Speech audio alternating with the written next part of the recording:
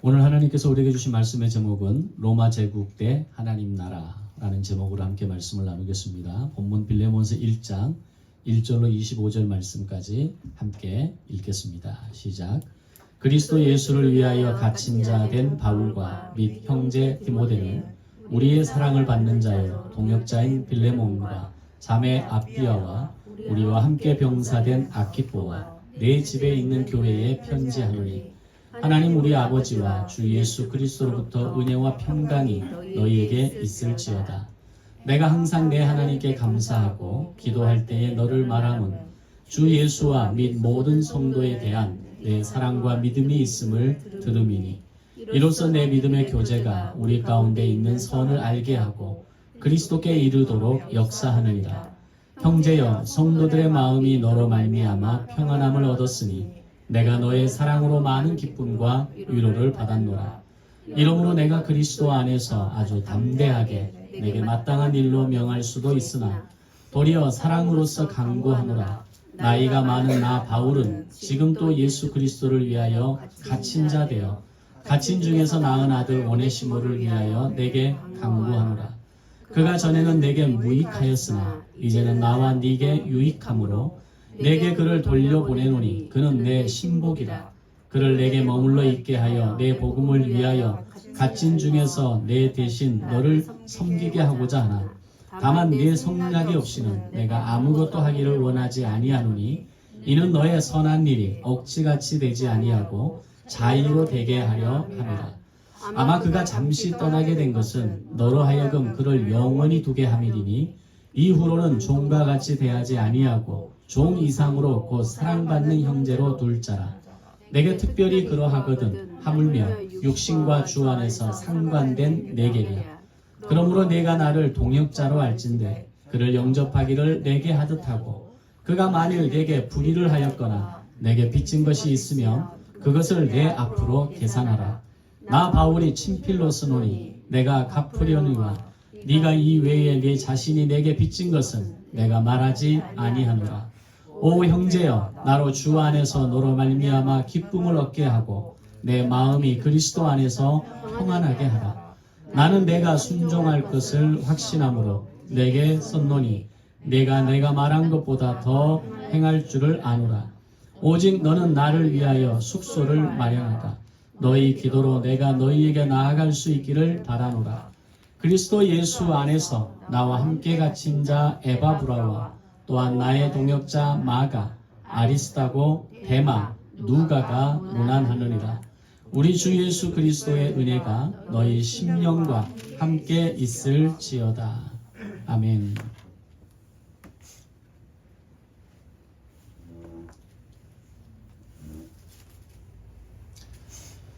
바울이 3차 전도 여행을 마치는 마지막 시점에 고린도에서 머무는 3개월의 시간 동안 이후 자신이 가야 할 새로운 사역의 방향성을 결정하게 됩니다. 그리고 그 마음을 담아서 로마서를 기록하고 로마 교회에 이 편지를 보내게 됩니다.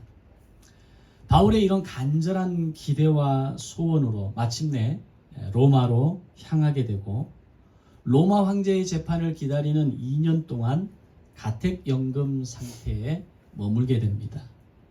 물론 고린도에서 머무는 이 3개월의 기간 이후에 예루살렘을 거쳐 로마로 와서 가택연금을 당하기까지 많은 사건들이 있습니다. 그러나 그 부분들은 또 다른 기회를 통해서 말씀을 나누고자 합니다. 그렇게 마침내 로마에 도착한 바울은 2년간의 가택연금 기간 동안 모두 4편의 옥중서신들을 기록하게 되는데 그것이 에베소서, 빌립보서, 골로새서, 빌레몬서까지 모두 4편입니다.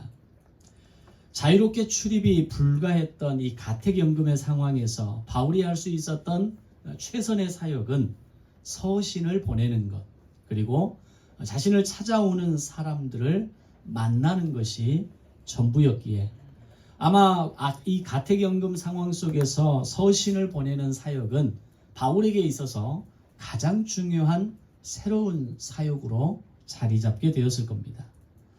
바울은 이 시기에 이 4편의 옥중 서신 외에도 그 이상의 서신들을 여러 교회와 또 성도들에게 보낼 것으로 유추하고 있습니다. 그러나 오늘 우리가 가지고 있는 성경은 이 4편의 옥중 서신만을 담고 있습니다. 그 중에서 오늘 우리가 살펴보고자 하는 서신서는 마지막 4번째 서신으로 빌레몬서이고, 이것은 골로새 교회에게 보내진 골로새서와 함께 두기고를 통해서 전달되어진 2권의 편지가 되어집니다.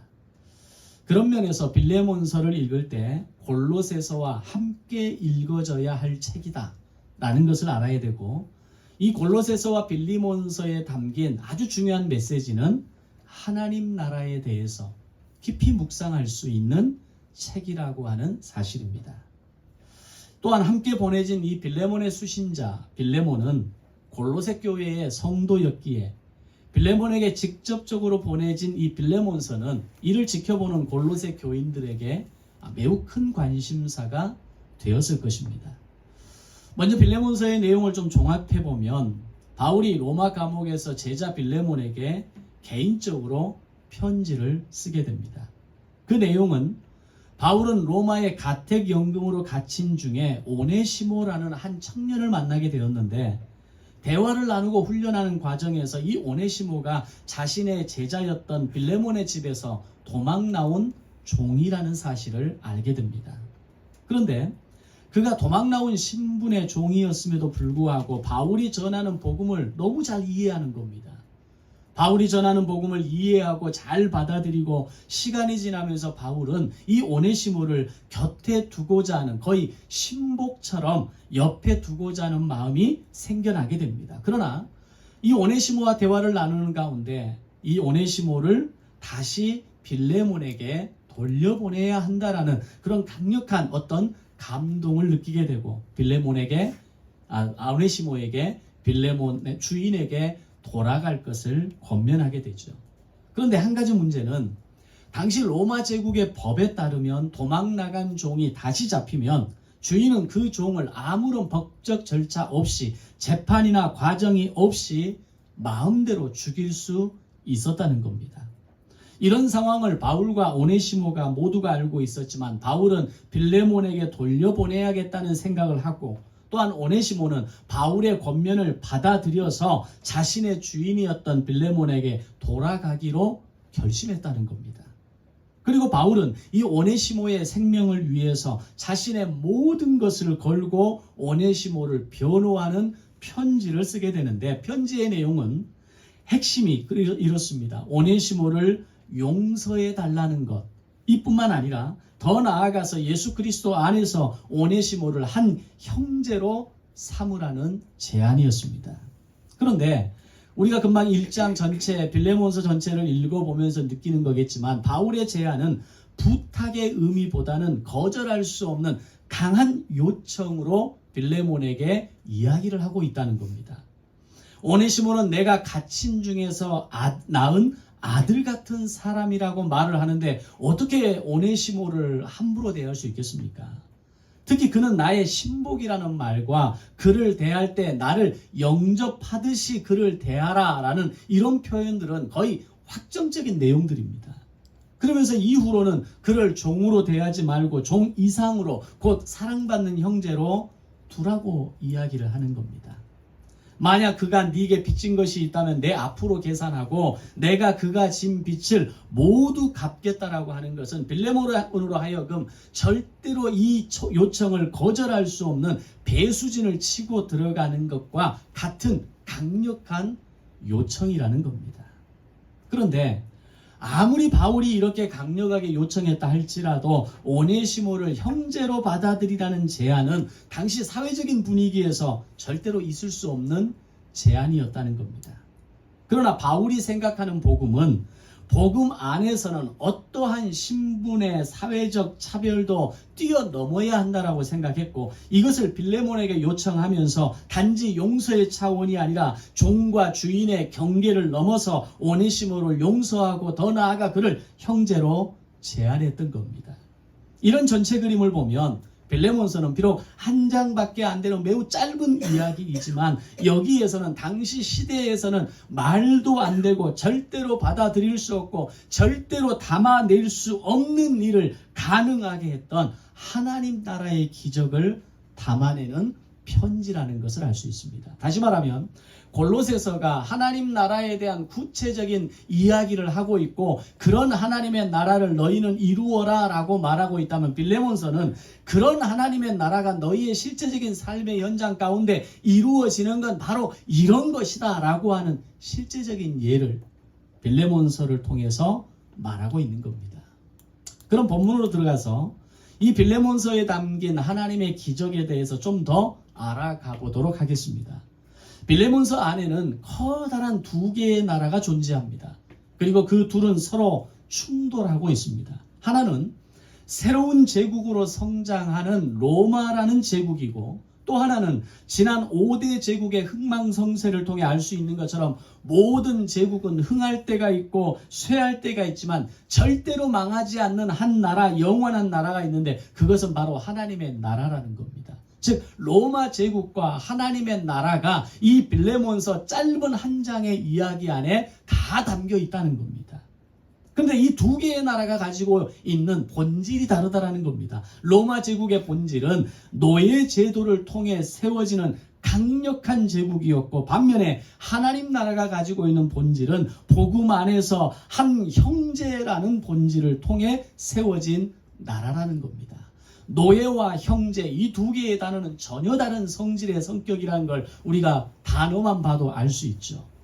지난 역사를 통해서 로마는 이 노예 제도를 통해서 계속해서 강력한 제국을 이루어왔고 그들이 점령하는 나라마다 모든 나라의 그 백성들을 노예로 삼고 그들을 통해서 검투사로 가정의 노예로 또는 어떤 탄광의 노예로 그들을 사용해 왔던 것이 바로 로마의 정책이었던 겁니다.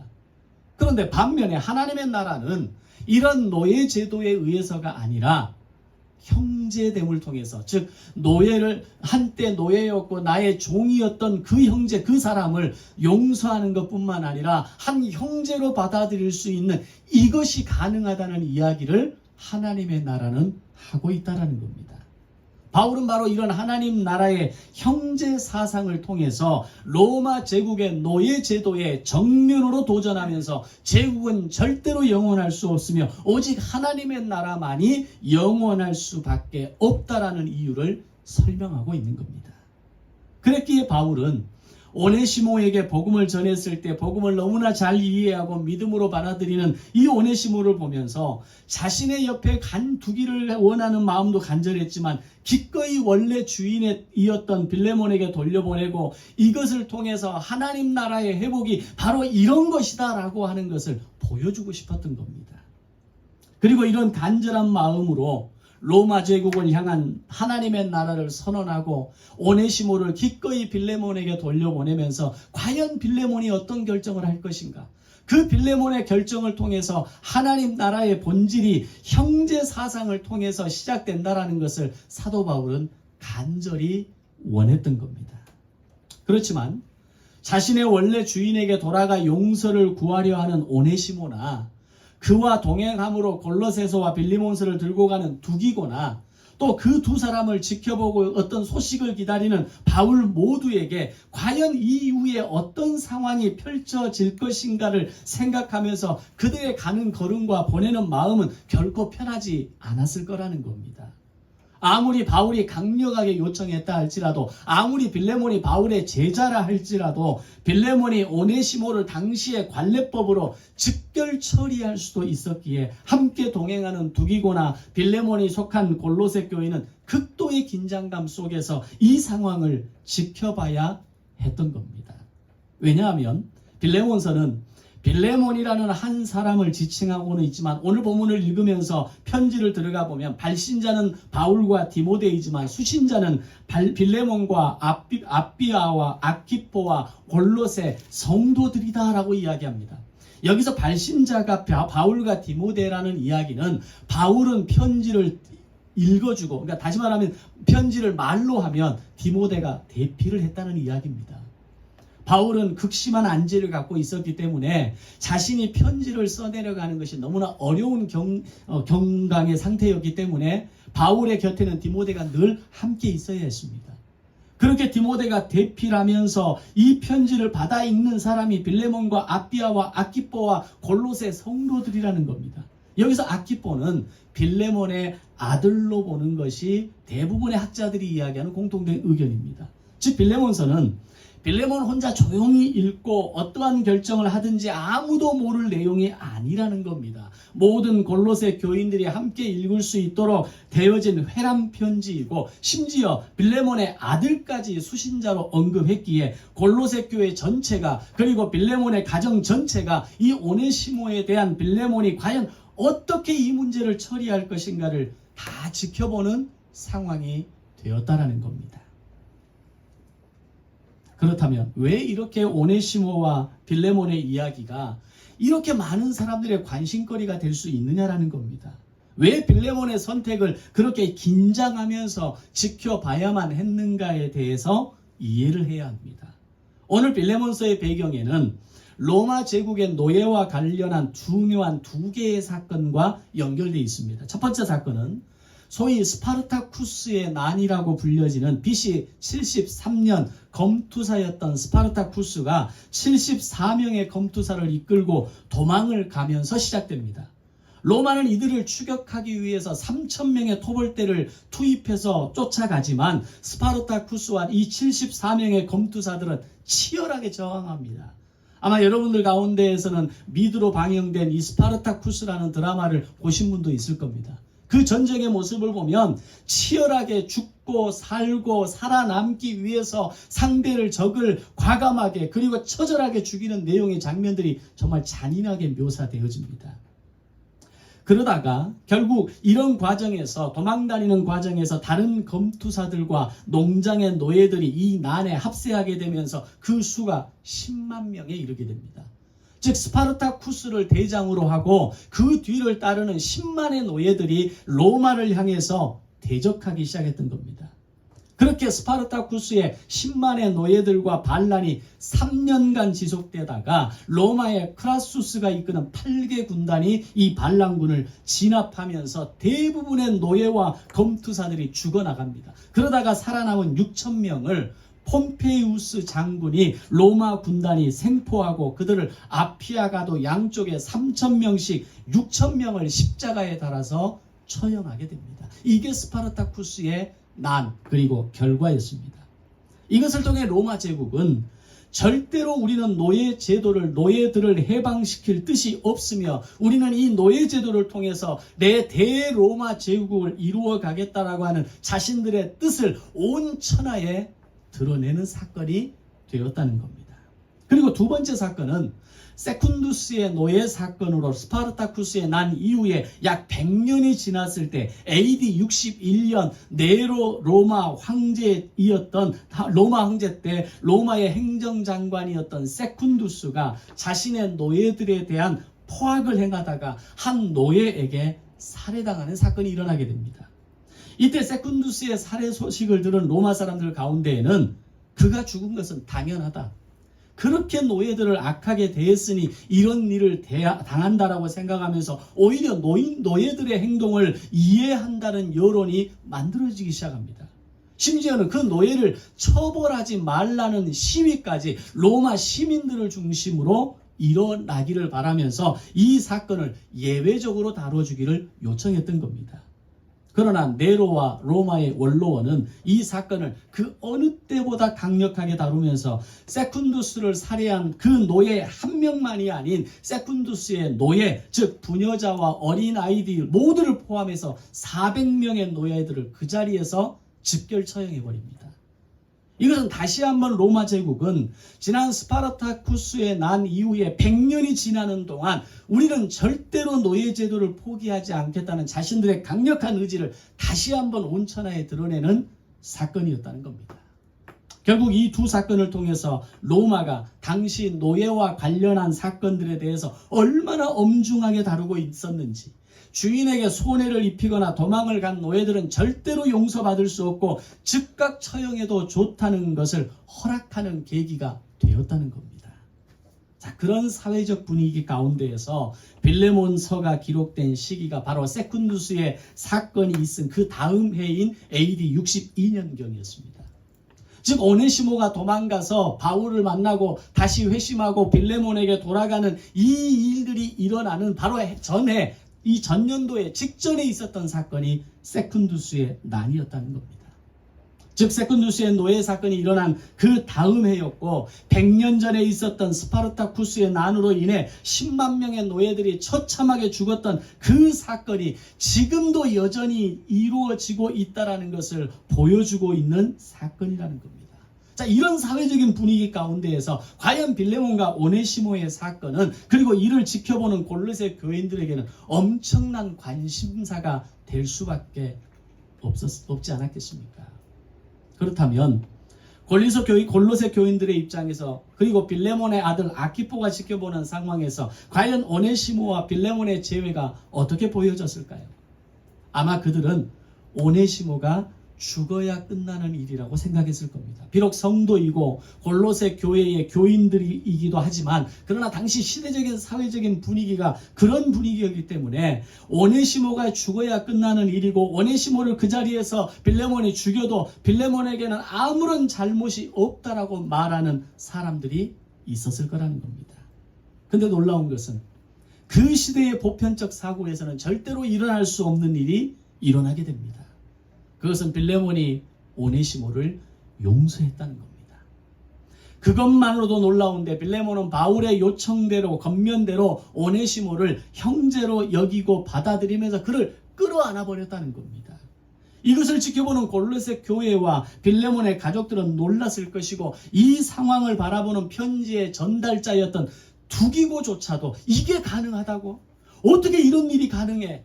라고 탐복하며 아마 그 자리에 털썩하고 주저앉아 버렸을 겁니다.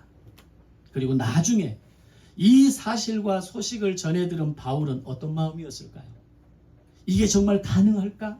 정말 빌레몬이 이 일을 할 수 있을까? 정말 하나님의 나라가 비록 이 로마 제국이 이 난무하는 이 시대 가운데에서 로마 제국의 노예 제도가 판치는 이 세계 가운데에서 과연 빌레몬이 하나님의 나라를 형제 사랑을 실천할 수 있을까?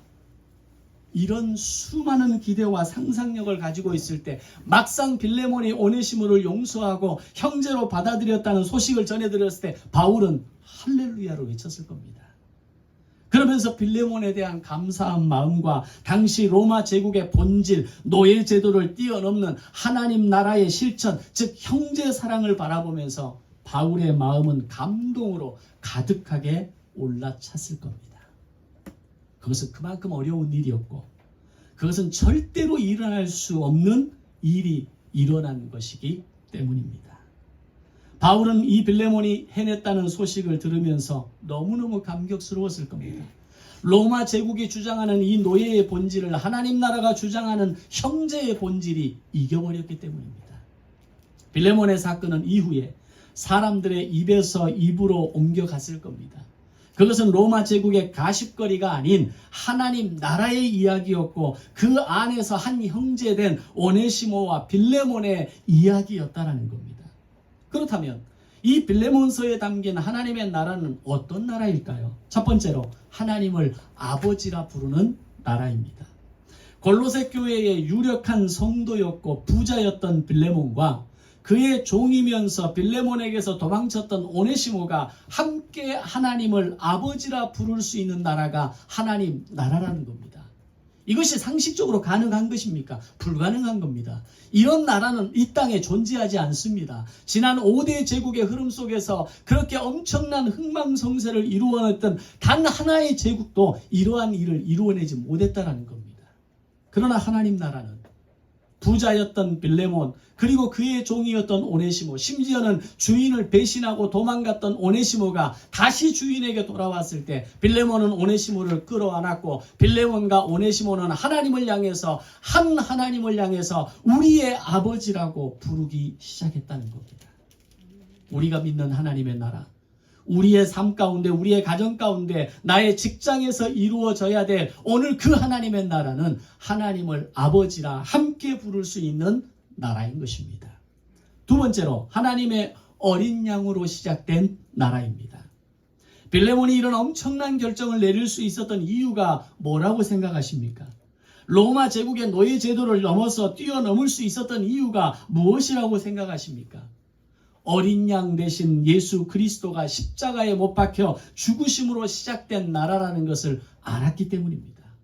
주님이 이 모든 고통을 경험하시면서 십자가에 못 박히시면서 세워진 나라라면 나의 이런 고뇌와 고통쯤은 아무것도 아니라는 것을 깨달았기 때문입니다. 왜 빌레몬에게 고뇌가 없었겠습니까? 왜 빌레몬에게 이런 엄청난 결정을 내리는데 고통스러운 시간이 왜 없었겠습니까? 고통스러웠을 것이고 고뇌했을 것이고 내가 과연 이 오네시모를 용서해야 되느냐, 아니면 주변에 있는 로마 제국의 본질을 믿고 따르는 사람들은 오네시모를 죽여야 한다라고 끊임없이 빌레몬에게 얘기했을 겁니다. 그럼에도 불구하고 빌레몬은 주님이 모든 고통을 경험하셔서 십자가에 못 박히시면서 세워진 이 나라라면 나의 이 고뇌와 나의 이 고통과 주변에서 말하는 수많은 로마 제국의 그 노예의 본질을 과감하게 털어내고 이 고통을 딛고 일어설 수 있다라고 빌레몬은 생각했던 겁니다. 세 번째로, 한 영혼이 천하보다 소중한 나라입니다. 비록 주인에게 도망 나온 오네시모였지만 그는 바울을 만났을 때 바울 자신의 곁에 가까이 두고 싶을 만큼의 충성된 종이, 충성된 신복이 되었다는 겁니다. 그게 어떻게 가능한 겁니까? 복음의 능력이 가진 결과라는 겁니다. 일단 주인에게서 도망갔다는 그 자체가 이미 오네시모의 마음에는 악이 있는 겁니다. 오늘 전체 본문의 흐름을 보면 빌레몬이 두란노 서원에서 바울에게 훈련을 받고 제자로 세워지고 그리고 골로새 교회의 어떤 핵심적인 어떤 유력한 성도였다면 과연 자신의 노예들을 함부로 대했겠습니까?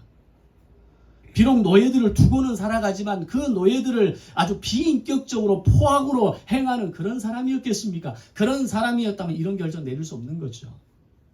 그렇게 보면 오네시모는 분명 자기의 주인 빌레몬에게 악을 행하고 손해를 끼치고 오히려 그 안에 독한 죄악의 마음을 품고 도망갔던 사람인 겁니다. 그런데 그가 복음을 가진 바울을 만났을 때에 그를 통한 복음의 능력이 그를 변화시켰고 복음이 한 영혼을 놀라운 존재로 내 옆에 두고 싶을 만큼, 그러나 이제는 너의 주인 빌레몬에게 돌아가서 너의 주인을 유익하게 하는 사람으로 네가 설 수 있다라고 바울은 이야기하고 있는 겁니다. 왜? 한 영혼이 천하보다 소중한 나라에 우리는 살고 있기 때문입니다. 다섯 번째로, 제자와 교회로 이끄는 나라입니다. 네 번째입니까? 네 번째로, 십자가를 통해서 완성된 나라입니다. 예수님이 십자가에 못 박혀 죽으심으로 절대로 용서할 수 없는 일이 용서할 수 있는 사건으로 바뀌어버린 겁니다. 절대로 하나가 될 수 없는 관계가 하나가 되는 기적이 일어난 겁니다. 왜? 십자가를 통해 완성된 나라 가운데 빌레몬과 골로새 교회가 살고 있었기 때문입니다. 오늘 우리가 누군가를 용서하고 누군가를 이해하고 누군가를 마음에 품을 수 있는 이유는 딱 하나입니다. 십자가를 통해서 완성된 나라가 내가 믿고 따르는 하나님의 나라이기 때문입니다. 절대로 용서할 수 없는 건 있을 수 없는 겁니다. 절대로 받아들일 수 없는 건 있을 수 없는 겁니다. 절대로 나는 이해할 수 없어. 절대로 나는 그 사람을 받아들일 수 없어. 그러나 십자가를 통해서 완성된 하나님의 나라에서 사는 사람은 그럼에도 불구하고 용서할 수 있는 겁니다. 그럼에도 불구하고 품을 수 있는 겁니다. 그럼에도 불구하고 내 마음 가운데 함께 한 형제로 거듭날 수 있는 사실입니다. 마지막 다섯 번째로, 제자와 교회로 이끄는 나라입니다. 빌레몬이 에베소 두란노 서원에서 바울을 만나서 2년간의 훈련을 통해 제자로 세워졌기에 이 빌레몬과 오네시모의 이야기는 만들어질 수 있었다는 겁니다. 만약에 빌레몬이 바울을 만나지 못했고 두란노 서원에서, 에베소의 두란노 서원에서 2년간의 훈련을 받지 못했다면 오늘 이런 상황이 만들어졌을 때에 빌레몬은 오네시모를 절대로 용서할 수 없습니다. 로마의 관습법으로 그 자리에서 즉결 처형을 시켜도 빌레몬에게 손가락질할 사람은 아무도 없다는 겁니다. 그런데 이런 일이 가능할 수 있었던 것은 빌레몬이 바울에게 복음을 들었고 바울을 통해서 2년간의 그 집중된 훈련을 통해서 제자로 거듭났기 때문입니다. 오늘 우리가 감당할 수 없고 내가 그럴 만한 그릇이 못 되고 내가 내 안에 연약함이 있음에도 불구하고 그러나 우리가 믿음의 사람으로 그리스도인으로 하나님의 나라의 거룩한 백성으로 살 수 있는 이유가 뭡니까? 하나님의 나라 가운데 제자로 훈련된 사람이라면 가능하다라는 겁니다. 말씀을 통해서 훈련되어지고 묵상을 통해서 통독을 통해서 자기 경영을 통해서 오늘 우리의 삶이 집중적인 훈련을 받을 때에 우리의 인생은 제자로 거듭나지고 그 제자들이 모인 교회가 한 구성원이 되어질 때 하나님의 나라는 제자와 교회가 이끄는 나라가 되는 겁니다. 그런 빌레몬이 골로새 교회의 성도로 세워지고 모든 성도들에게 하나님 나라 안에서 한 형제됨이라는 것은 바로 이런 것입니다라고 보여주었을 때 골로새 교회는 놀랍게 성장하는 계기가 되었을 겁니다. 골로새 교회 안에 빌레몬과 오네시모의 사건이 이 하나만 있었을까요? 빌레몬의 이런 결정으로 인해서 골로새 교회 안에는 계속해서 더 많은 용서와 화합과 하나됨과 한 형제됨의 사건이 이 골로새 교회 안에는 일어났을 겁니다. 그것이 하나님의 나라의 표본입니다. 하나님의 나라가 거기서부터 시작되었던 겁니다. 자, 그렇다면 오늘 우리에게는 이런 하나님의 나라의 이야기가 오늘 내 삶 가운데 존재하는가라고 하는 겁니다. 나로부터 시작된 하나님 나라의 이야기가 나의 가정에서 일터에서 내가 만나는 사람들과의 관계 속에서 하나님 나라의 이 기적 같은 이야기가 만들어지고 있습니까?